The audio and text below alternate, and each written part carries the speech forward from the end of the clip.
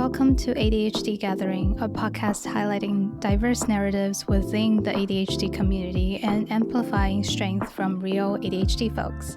I'm your host, Ying, also known as ADHD Asian Girl across all social media. Let's tune in to today's show. Today, I will be speaking with Linda Yi, sometimes called Panda. Linda is a Sichuanese American comic artist, writer, and mental health advocate based in New York. She's the creator of PandaCub Stories, a weekly comic series about Chinese culture, Sichuan food, and living with ADHD.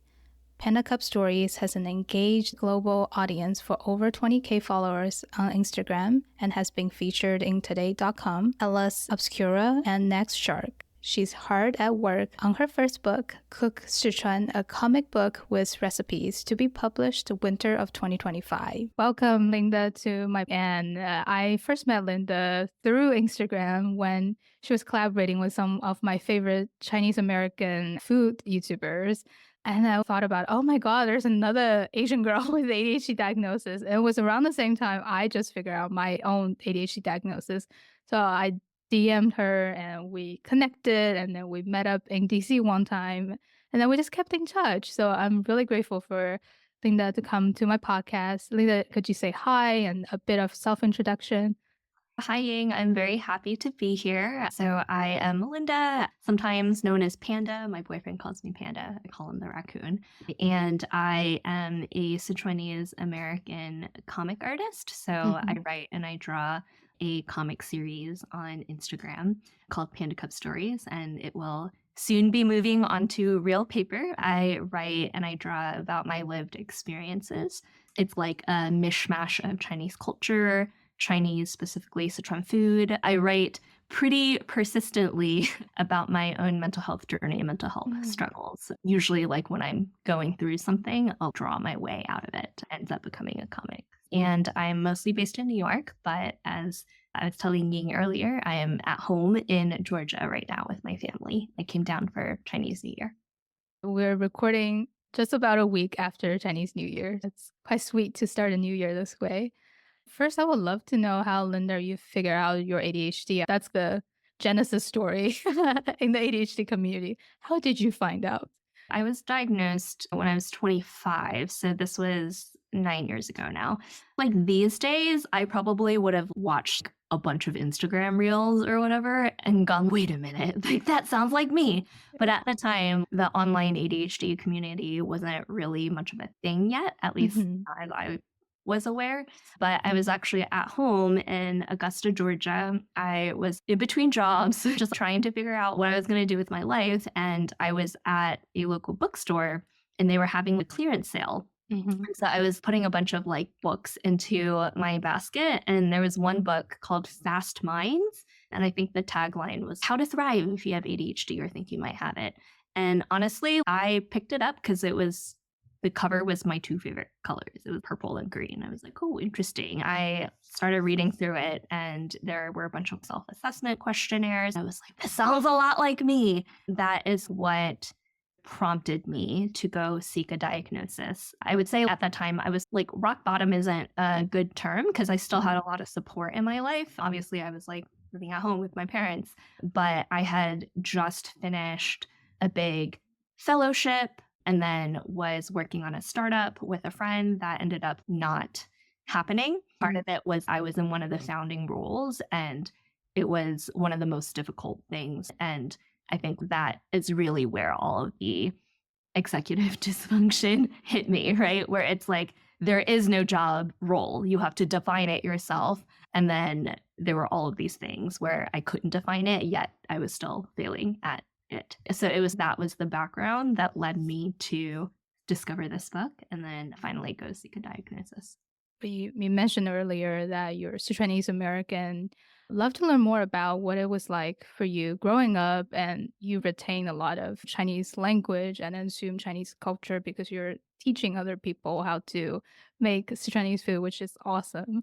How does that experience impact whether you realize you have ADHD and with related to ADHD masking and external support? I've been thinking about this more, and I think like growing up in an Asian family slash Hmm. Asian community, mental health is just not something that's really talked about. Yep. It's pretty taboo.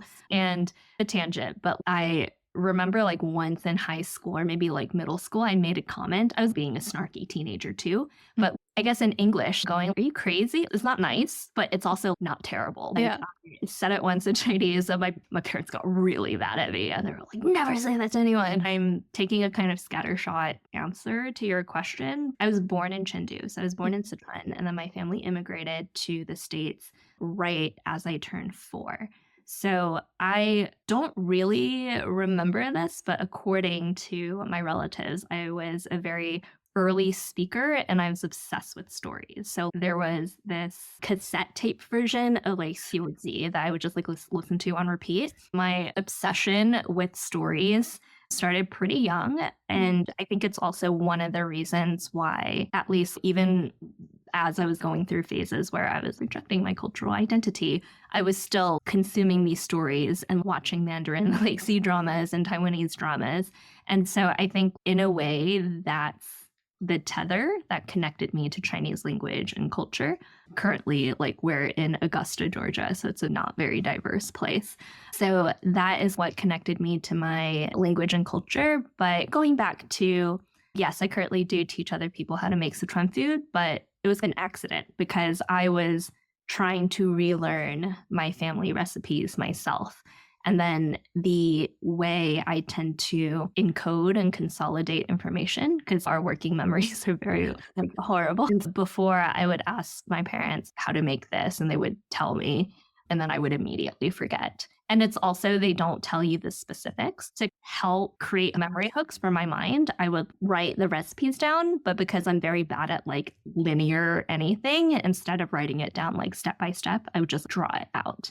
And then those eventually became my recipe comics, which is how I started teaching people how to make the dishes. I was in the process of documenting and learning myself.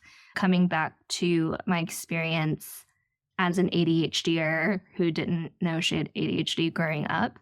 Growing up, I knew and we knew there were things that I was very hyper focused on, and art, like from the very beginning, like art and stories was a big thing, like the whole audiobook obsession. Even one of my earliest memories that I do remember being my own memory is my parents dropped me off at this YMCA in Maryland. So we moved to Maryland first before Georgia. I'd spent 2 days just painting this winter mural on glass.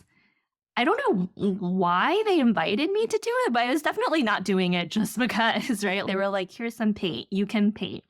And so I just remember spending hours painting snowmen and snowflakes. And I think part of it is I was praised for art pretty early as well. So that kind of fed into my like self-esteem. But I do remember growing up, and I've been thinking about this a lot. I was a good student and I excelled and I did a lot of extracurriculars. But even then, I had a very early sense of, I didn't have a word for it then, but I guess it would be imposter syndrome, because I feel like I would always be able to get to a high intermediate level in something, right? Like piano, like dance, ice skating, whatever. But then I couldn't push past, or like after I got to a point, I would stop practicing, or I would just fail. Like I would win the local, like citywide competition for piano. But then when it got to the state competition, I was like, I'm not going to practice. And then I would try to cram at the end. And then I would get like second place.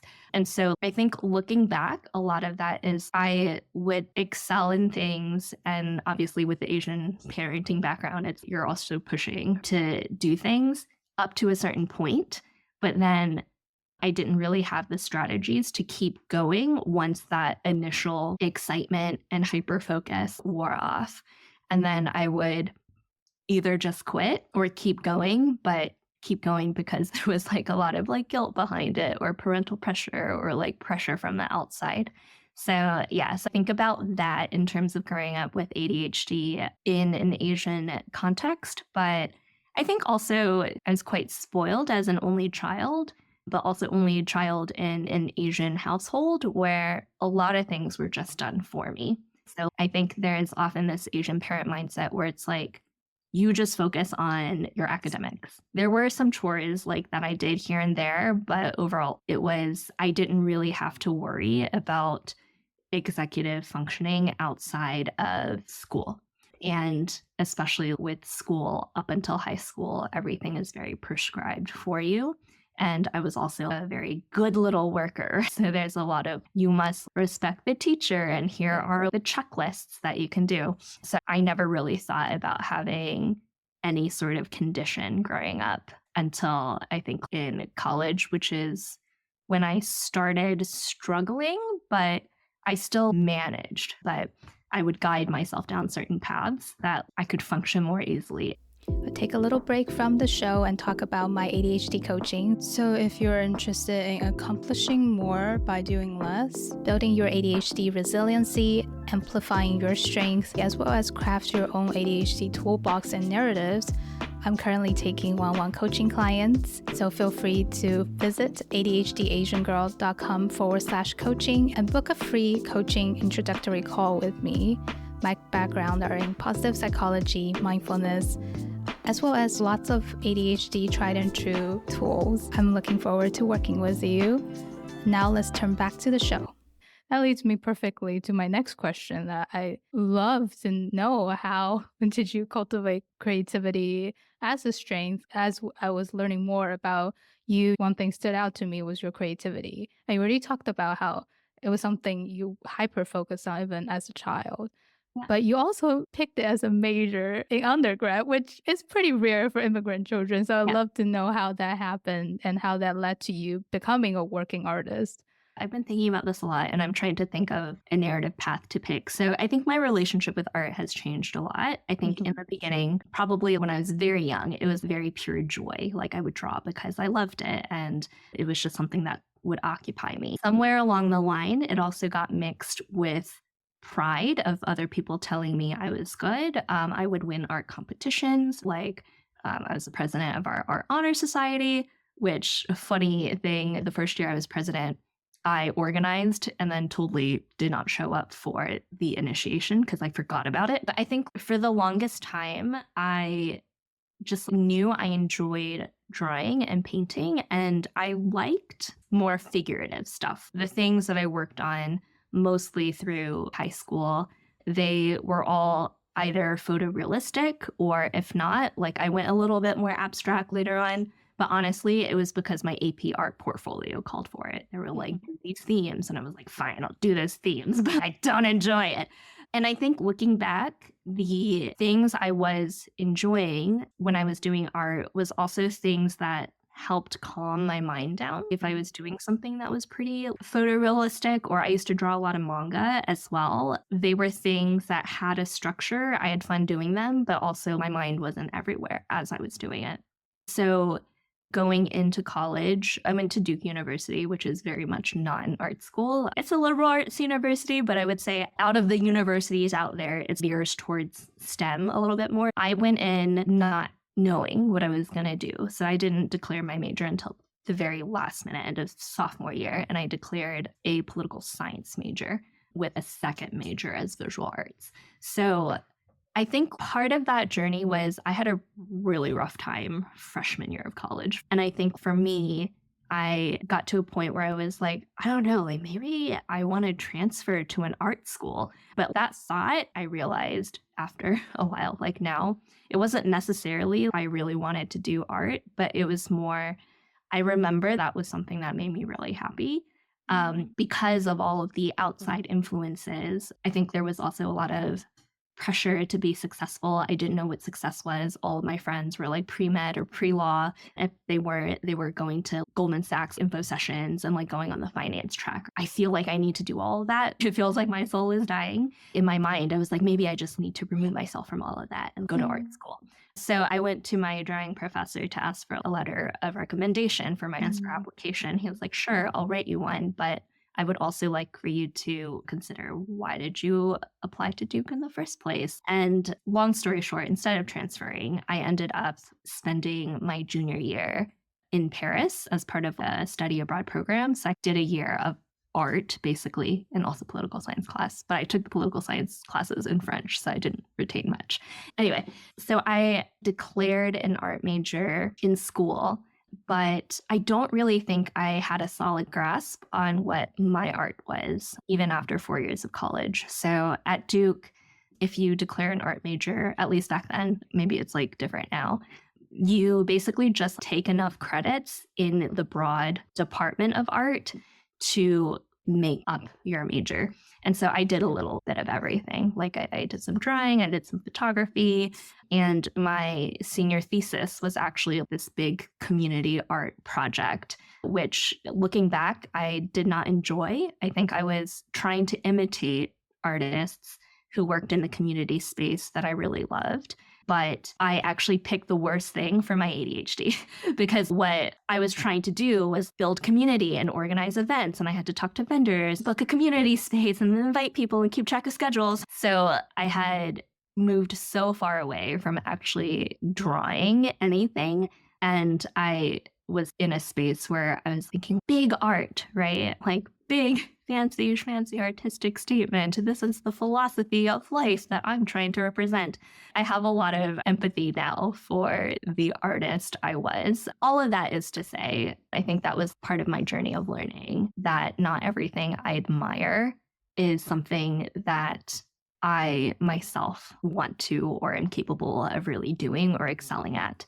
After I graduated from Duke, I was an entire year in China because I got a grant also from Duke, but from the public policy school called the Hart Fellowship, which is a community-based research fellowship that funds 3 new graduates a year and places them with community organizations in different countries. And the idea is you use whatever your expertise is to help that NGO accomplish their mission in some way. So I pitched it with a art theater-based organization in Beijing called Huadan that worked with migrant children.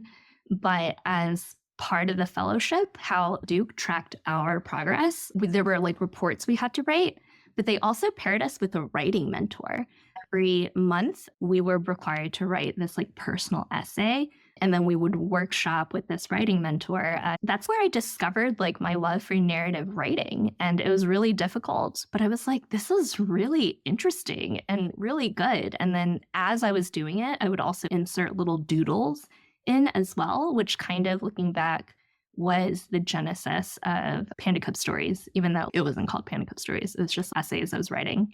And then I would put a version of that essay in my email newsletter for my friends and family back home. And they just became doodle letters where I was like, this is what I'm up to. And occasionally there were little pandas in it. So that's a very long version of the story of how I ended up declaring an art major and choosing art as a career. I love what you said about you're just gravitating towards what makes you feel happy in your soul. Yeah. I had the same story of all my friends were studying like math and they will do finance and they go into insurance companies. I'm like, oh my God, I didn't know how to do any of it. I was trying to keep up and it was just very difficult. For sure. Sometimes I wonder if I had found out I had ADHD earlier and was medicated and all of that, I wonder if I would have taken another path. Because for me, I used to have like big fights with my dad about like my schooling path and career path. And like he comes from a long line of doctors and medical professionals. But like at the very least, he was like, at least law school or something. And law school is something that I considered. But I think for me, I think I knew my mind enough to know what it couldn't do. And then I didn't know that there were things that you could do to support your mind. Jump a little bit ahead as well. I think there were a lot of things I was pretty naive about when I declared my art major. And even when I got my first job, which was a 1-year funded fellowship to go to China to work in the arts, even then, I didn't think I'm going to have a career in the arts because I didn't know how to make it happen. Now that I am running my own business, which happens to be in the arts, there is so much executive functioning and details and things that I am not that great at that I have to do to be able to make ends meet. Looking back, I'm like, okay, I'm glad I picked this path. But in the end, I still had to do a lot of things that were very hard or not still had to do. And ongoing, currently doing. That reminds me of Big Magic. She talked about the shit sandwich. She just basically said every path you picked or anything you do in the end is a shit sandwich. So it's just a matter of what are you willing to pursue and where are you willing to tolerate.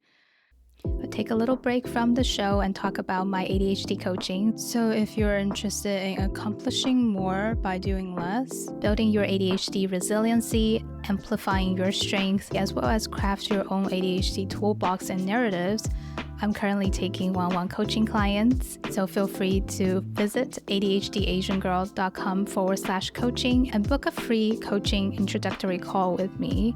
My background are in positive psychology, mindfulness, as well as lots of ADHD tried and true tools. I'm looking forward to working with you. Now let's turn back to the show. Your career is solidly in art and culture, and I love all that. And I love seeing how it morphed so many years ago. And I love hearing stories like this and love to learn more about how do you keep going with creativity. And there's so many ideas. Which one do you prioritize? There are a couple of answers that I have for myself that I've been shopping. For me, I think storytelling and creating is something that helps keep me sane. And especially when I think about my mental health comics, there are only 3. And I've been drawing PandaCub Stories as the comic since the end of 19. So that's like less than 1 a year. But they're by far some of the more narrative comics that I've done and ones that have resonated with the most people. And I think it's because each of them have come from a point in my life where I was feeling really down, being really mean to my mind and myself, and then getting my thoughts on paper and then gradually drawing my way out of it. And for a little background of listeners who don't read my comics, the reason it's called PandaCub Stories is there's a little panda in the comics that kind of accompanies me. I'm like a stick figure in purple. And then there are some other casting characters as well. What I came to realize is I put a panda in the comics initially just because I needed another character to bounce things off of. And then I had a lot of trouble in the beginning, and still now it's like distinguishing the panda's voice from my own. Does panda have a separate personality? Is it me? Is it not me? Now what I've realized is the panda is me, but it's also not me. So it's like how our minds are us, but we're not completely in control of them either. Because the panda has, in my comics, the same struggles that I have. We're both addicted to watching K-dramas and whatnot. Like in the comics, if I picture myself being super mean and yelling at the panda and being like, "That's like, what are you doing?" I'm like, I can't be mean to panda. It's not its fault, right? And yelling at it's not going to make it feel any better. It's just going to eat more ice cream and sleep for another day. Let's try something else. To bring it back to your question, like one of the ways I decide what to focus on is when nothing else is working and I just need to try and heal. And some of the tools that for me work is to write down everything that's happening and then try to figure out a way to tell my story differently so that in the future, when this thing happens again, I can, in my real life, live a different path. The kind of second way of basically deciding what to do is constantly have a lot of projects that I want to pursue. And like we said before, it's very hard for me to keep anything straight in my head. Like everything you put in it, it stays for a while and then it just scatters away. And so for me, I found that especially the medium of comics, which is words, but also images together. And I think comics as a medium is very interesting because it's one of those things where you can represent the flow of time on a single page. Video doesn't do that. Text kind of does it, but you have to then translate what's happening in the text into like visuals. I started recording things that I was trying to learn myself, whether it's like recipes, Sichuan recipes, or recently I've been researching Chinese festivals, drawing those down in a way where it's basically knowledge, but like distilled and concretized into a thing. It's almost like a little SD card, right? I'm like, I don't know it, but now I have the comic itch and I'm going to look at it and enter it into my head. So I think that is the other way I like choose what to work on or what to prioritize. For me, it's like if I fill my environment with things that I've created, I'm reminded that, oh, I did that. And then also because a lot of it is functional art, I can also look at it and I'd be like, okay, this is what I need to host the hot pot party I'm hosting because I already drew it down and it's a poster now. It's almost like how-to guide, but a cute panda form, as well as I love what you said about retelling your stories and imagining different scenarios to prepare for the future. It reminds me of some people do of visualizing a different way of handling things, but for you, it's like drawing it out. And I think that's what makes, I guess, my work resonate with the folks who like it because they're like, okay, I see my own story in this as well. So if this change worked for her and Panda, like maybe I will do something similar and it might work for me. I love the fact it's foretelling the change because I have this tendency of I have to wait until, I don't know, like this magical moment of like, I am perfect, quote unquote. Yes. Until then, I feel like I can tell my story. But I love the idea of foretelling the story and giving that possibility and speaking it into existence and helping other people to see it into existence. For sure. It's a t-shirt I'm thinking about making for my boyfriend for either our anniversary or his birthday. But it's like a Chapadua Club t-shirt. So like in Mandarin, it means like good enough. An IKEA desk or a shelf. It's like you're done and then there are like 2 bolts left and you don't know where they were supposed to go. But it's like solid enough. So you're like, good enough.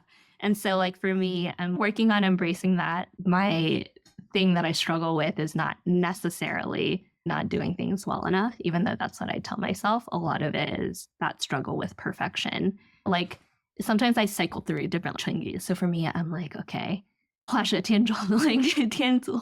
I'm like, I don't need a dragon. I just need a snake. A derpy snake will do. This is good enough. Yeah, actually, one of my big thing this year is to work with accepting good enough, and it's hard. I realize how much am I comparing myself to perfection. Having that as a benchmark is really helpful for me personally.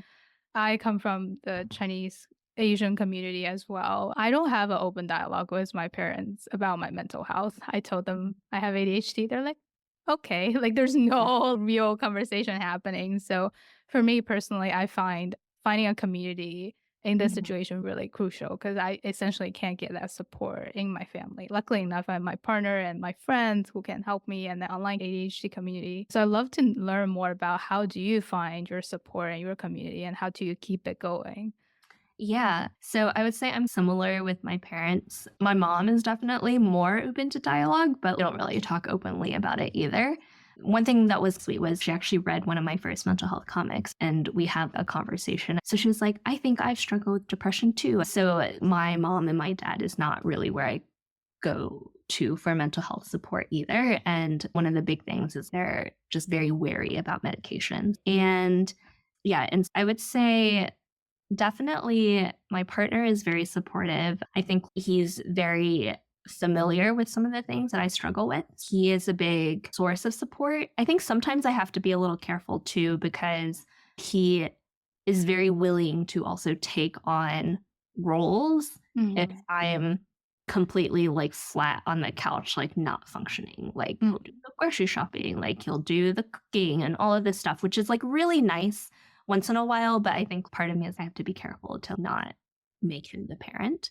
I would say my main sources of mental health support have still been professional. So I'm not in therapy currently, but when I was first diagnosed, I was in pretty consistent talk therapy every 2 weeks at least, paired with medication. And I think when I was doing both very actively, that was very helpful.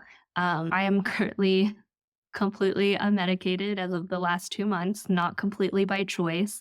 And it also has to do with kind of how imperfect the system currently is, right? I think maybe ADHD in particular, because being able to access help and medication is very not ADHD friendly. Long story short, I was not able to get my meds renewed before coming down to Georgia. And then because I'm flying to China to do my research trip in a month, I knew that it wasn't going to happen before then either. The half a month plus where I was adjusting to cold turkey, no meds after being on meds for years was really tough. Now I'm feeling a little bit back to normal, but similar to what we were talking about before, I realized that there are a lot of things that are currently, because I'm at home, aggressively done for me. Like, I'll try to help with the dishes. I'll try to cook. Like, I'm writing a cookbook, for goodness sake. Wait, please let me take care of dinner. Basically, 3 meals a day, all the chores, everything. Like, my parents have already done. And then if I try to do it, I'll just do it again. But I'm realizing that, okay, right now I'm basically on like ADHD retreat mode where like everything is done for me. All I need to do is my work, which in and of itself still asks a lot of me. So I'm just reminding myself that I have to go back to real life soon. But apart from that, I have found a lot of online support, even talking to you, or for the longest time, I had a coach when I was thinking about getting back into therapy. I was like, maybe I'll try ADHD coaching instead. So I had a weekly call with an ADHD coach, which was helpful. And I've recently been trying a couple of different apps as well. I would just say just as important as having an online community is having the awareness that it's okay to ask for help and prioritizing asking for help as well. So I run a Chinese heritage membership community called PandaCub Heritage. And for me, like my business is also a lot about I want to live my life better. How do I do that? Like I'll create a community around it. So one thing that I'm starting this year is like a weekly Monday wellness/meditation meetup because it's something that I've had in my life in the past that has worked really well, but it's just because I've moved cities, I haven't found the same community in person. So I'm like, okay, if I can't find it in New York, in Brooklyn, where I am, or I haven't found the right one, I'll create it myself. I want to end with one final question of what kind of stories and narratives do you want to leave in the ADHD community, or do you wish to see more in the ADHD community? I would love to see, and there already is a lot of this, but continued stories of action. There is a lot of stuff. I think we worry that we won't do well, or if we tell a story like, oh, it might be embarrassing. Or even for me, the first comic I wrote about how to get out of ADHD paralysis that I collabed with DT Perry on, I was really proud of that comic. Yes, is like a recipe to get out of ADHD paralysis. And then it's been like 2.5 years. And since then, I've also had many spells where I've been in awful slumps. And I'm like, I thought I already learned, right? I thought I already achieved my way out of this. What is wrong with you? But realizing that, yeah, it's like, it's not, you have a trophy and now you're fixed, right? Mm-hmm. It's more, it's a way of life and we're all on this journey. If you slip up, if we burn out, that's fine. You can just start again. And it's not starting from zero. It's just you continue along your path with that having been part of your story. Oh, I love that. Just the spiral growth. Growth and learning from each trip. And yeah, your story just represents that so much of what you did, even when you thought you were just randomly doing things and totally morphed into what you're doing today. Thank you so much for being on my podcast. Thank you, Linda. Thank you, Ying. Thank you so much for listening to today's episode. If you enjoyed today's episode, please feel free to drop a comment and review on Apple Podcasts or Spotify Podcasts, or send me a DM on social media, or send me an email to ADHDAsianGirl@gmail.com. Sending lots of love to you and have a good day.